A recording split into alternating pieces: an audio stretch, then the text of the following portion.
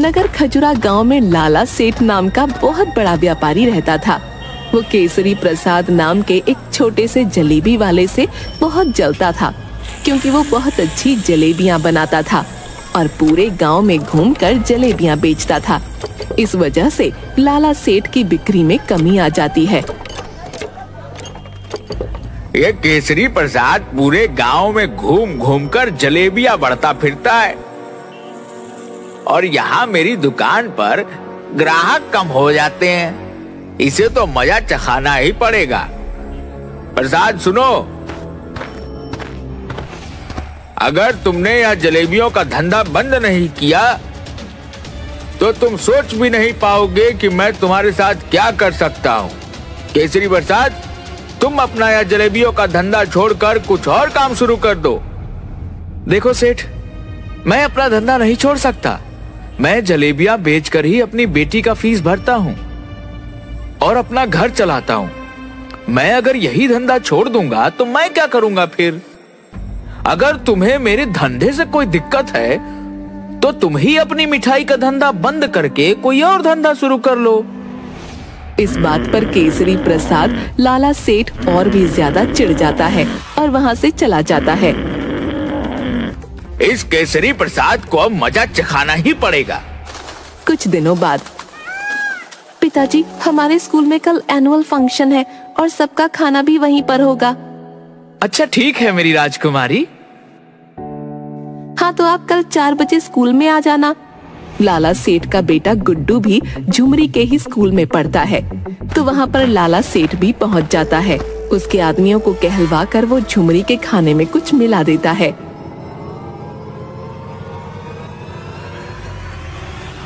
जिस वजह से झुमरी बीमार हो जाती है।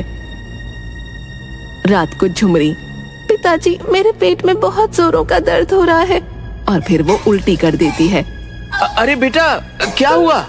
चल तुझे अभी डॉक्टर साहब के पास लेकर चलता हूँ। फिर केसरी प्रसाद झुमरी को अस्पताल लेकर जाता है। डॉक्टर साहब, इसे पेट में बहुत दर्द हो रहा है और इसे उल्टी भी हो रही है। इसके खाने में कुछ ऐसा आ गया है जिस वजह से इसके पेट में दर्द हो रहा है। डॉक्टर कुछ दवाई देता है। फिर झुमरी 4 दिन तक ठीक नहीं होती और बिस्तर से उठ नहीं पाती।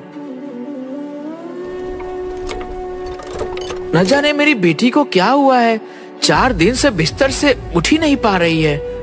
तभी उसके पास से एक पागल धक्का मारकर निकलता है। अरे भाई, जरा देख कर चलो।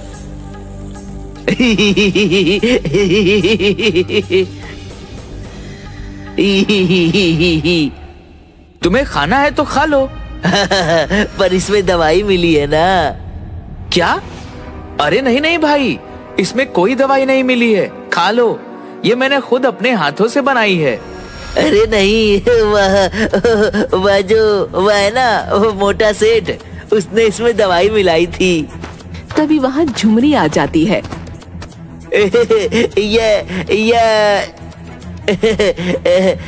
इसी ने तो मिलाई थी ना उस दिन। क्या?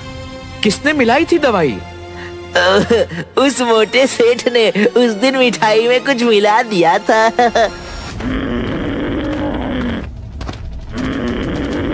लाला सेठ, लाला सेठ, अपने घर से बाहर निकल। अरे क्या हुआ केसरी प्रसाद? कोई दूसरा धंधा करने के लिए पैसे मांगने आए हो क्या? चलो देर से ही सही, पर तुम्हें अकल तो आई। और फिर केसरी प्रसाद लाला सेठ को एक थप्पड़ मारता है। दोनों में कड़ी हाथापाई होती है। फिर हाथापाई में लाला सेठ केसरी प्रसाद के पेट में छुरा घोंप देता है और केसरी प्रसाद की जान चली जाती है। गांव के सभी लोग ये होता हुआ देखते हैं, पर कोई भी लाला सेठ के खिलाफ गवाही नहीं देता। झुमरी अनाथ हो जाती है। उठो बाबा, मुझे कंधे पर बैठाओ ना बाबा, उठो, अब मैं क्या करूंगी आपके बिना। वो बहुत रोती है, पर उसके पास कोई नहीं होता।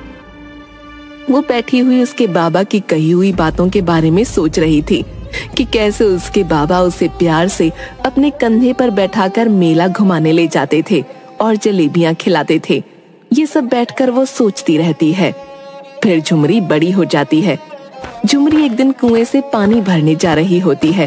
तभी लाला सेठ की नजर उस पर पड़ती है। वो उसे गलत नजरों से देखता है।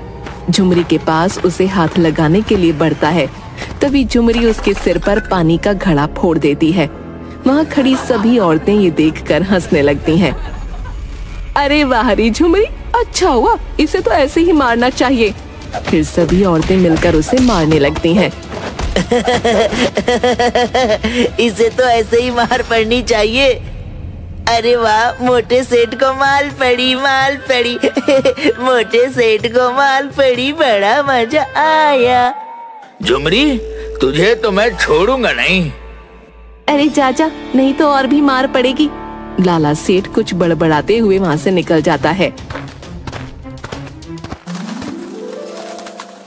अगले दिन गांव में फिर से वही पुरानी जलेबियों की खुशबू आने लगती है। वही पुरानी प्रसाद काका